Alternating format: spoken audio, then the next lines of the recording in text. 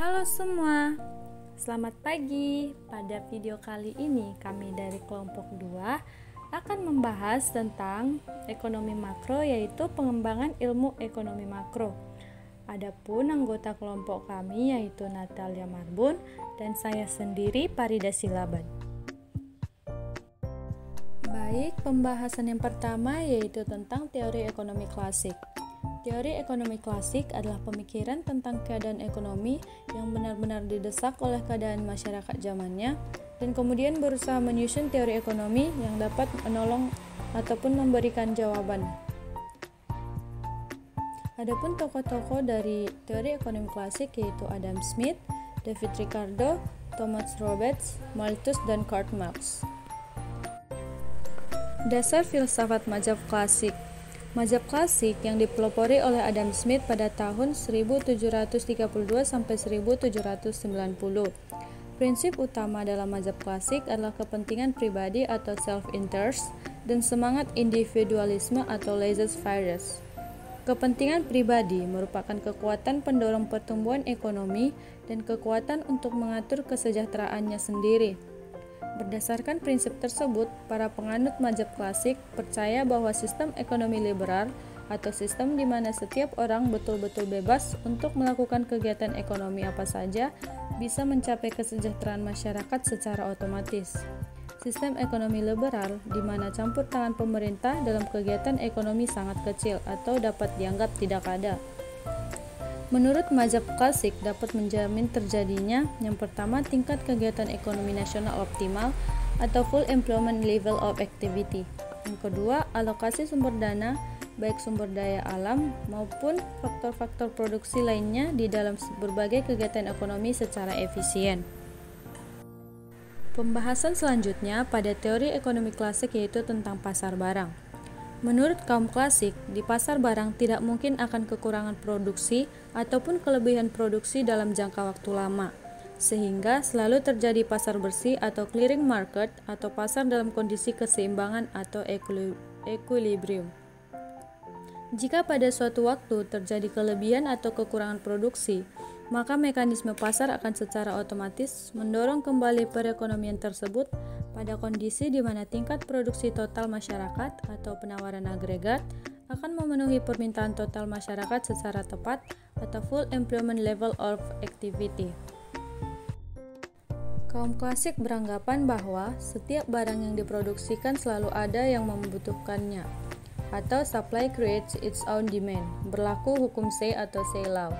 Dan harga-harga dari hampir semua barang-barang dan jasa-jasa adalah fleksibel, yaitu dapat dengan mudah berubah atau naik atau turun sesuai dengan daya tarik-menarik antara permintaan dan penawaran.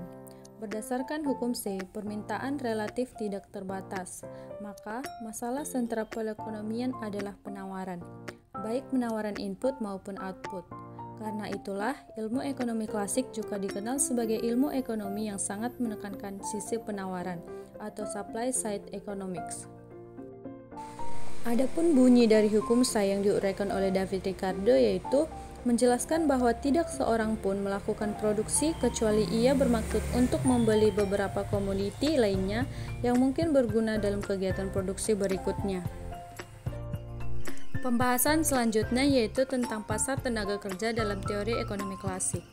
Kaum klasik menganggap bahwa di pasar tenaga kerja, seperti halnya di pasar barang, apabila harga tenaga kerja atau upah cukup fleksibel, maka permintaan tenaga kerja selalu seimbang dengan penawaran tenaga kerja. Menurut definisi, tidak ada kemungkinan timbulnya pengangguran sukarela. Artinya, pada tingkat upah real yang berlaku di pasar tenaga kerja, semua orang bersedia bekerja pada tingkat upah tersebut akan memperoleh pekerjaan. Dengan demikian, mereka yang menganggur adalah mereka yang tidak bersedia bekerja pada tingkat upah yang berlaku. Jadi mereka ini adalah penganggur yang sukarela. Pengangguran sukarela itu berlangsung hanya sementara saja. Sejalan dengan proses penyesuaian dalam pasar barang, pada saat jumlah barang berada pada posisi keseimbangan, maka posisi full employment tercapai kembali.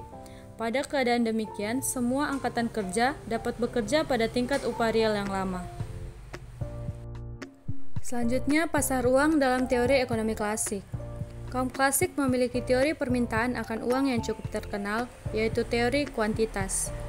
Teori kuantitas mengatakan bahwa masyarakat memerlukan uang tunai untuk keperluan transaksi tukar-menukar, misalnya jual beli barang dan jasa, bukan untuk tujuan lain. Menurut kaum klasik, karena uang tidak bisa menghasilkan apa-apa kecuali hanya untuk mempermudah transaksi, maka uang yang diminta oleh masyarakat hanya sebanyak jumlah yang dibutuhkan oleh masyarakat untuk membiayai proses transaksi mereka. Jadi, semakin banyak transaksi yang dilakukan oleh masyarakat, semakin banyak pula uang tunai yang dibutuhkan oleh masyarakat tersebut. Adapun volume transaksi tergantung pada yang pertama, volume barang atau jasa yang diproduksi masyarakat atau yang diukur dengan GDP real atau GDP pada harga konstan, dan yang kedua pada tingkat harga umum. Pasar luar negeri dalam teori ekonomi klasik. Di pasar luar negeri, kaum klasik juga penganut pengendangan bahwa dunia secara otomatis mengoreksi ketidakseimbangan. Implikasi dari pandangan ini adalah bahwa suatu perekonomian nasional tidak perlu merepotkan diri untuk menyeimbangkan neraca perdagangan mereka dengan kebijakan-kebijakan khusus, asal saja pemerintah mau memakai salah satu dari sistem pembayaran luar negeri ini, yaitu yang pertama sistem standar emas dan yang kedua standar kertas dan kurva kurs Davis yang fleksibel. Sistem pembayaran luar negeri yang pertama yaitu sistem standar emas. Sistem standar emas adalah sistem yang memberlakukan uang dalam negeri, misalnya rupiah, dijamin dengan emas. Artinya, setiap satuan uang tersebut, misalnya 1 rupiah, selalu dapat ditukar dengan emas murni seberat X gram di bank sentral. Sistem pembayaran luar negeri yang kedua yaitu standar kertas dan kurs Davis yang fleksibel. Standar kertas dan kurs Davis yang fleksibel adalah sistem keuangan dalam negeri yang dapat menggunakan standar kertas atau menggunakan uang kertas yang tidak dijamin dengan emas dan harus menganut sistem kurs devisa mengambang. Kita masuk ke pembahasan yang kedua mengenai teori ekonomi Keynesian. Adapun dasar filsafat teori Keynesian, inti dari ideologi Keynesianisme adalah untuk mengatasi masalah krisis ekonomi.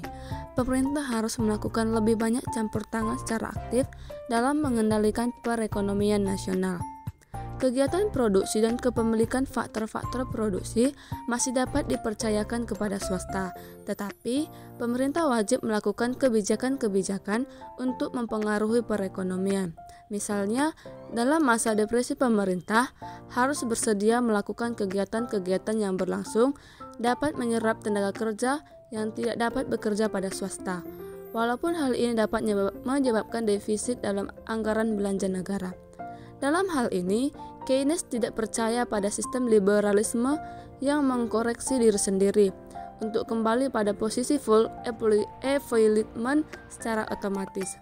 Full employment hanya dapat dicapai dengan tindakan-tindakan terencana, bukan datang dengan sendirinya. Pembahasan selanjutnya yaitu mengenai pasar barang pada teori ekonomi Keynesian. Menurut Keynesian, permintaan barang tidak selalu sama dengan penawaran, karena tidak semua income dibelanjakan, tetapi sebagian dari pendapatan tersebut akan disimpan dalam bentuk tabungan atau saving. Tabungan tidak menambah permintaan efektif terhadap barang dan jasa kalau tidak segera diinvestasikan, sehingga akan terjadi kelebihan stok barang atau kelebihan produksi barang.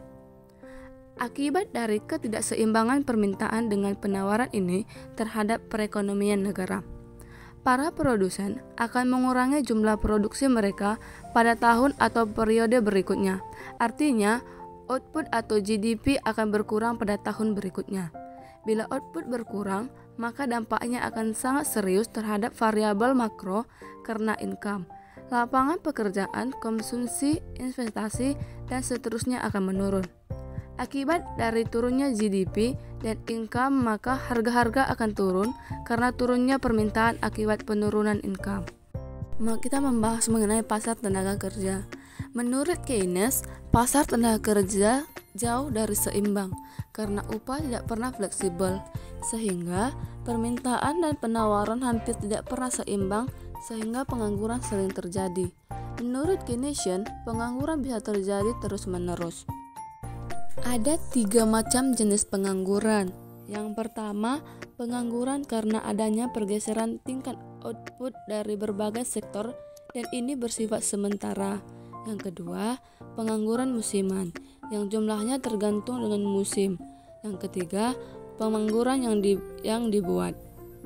Selanjutnya, pembahasan yang terakhir mengenai pasar uang. Menurut Keynesian, permintaan uang ditentukan oleh 3 faktor. Yang pertama, kebutuhan transaksi, yang kedua, kebutuhan untuk berjaga-jaga, dan yang terakhir, kebutuhan untuk berspekulasi. Sekian hasil pemaparan materi yang dapat kami sampaikan tentang perkembangan ilmu ekonomi makro. Semoga bermanfaat ya, dan sampai jumpa di lain video.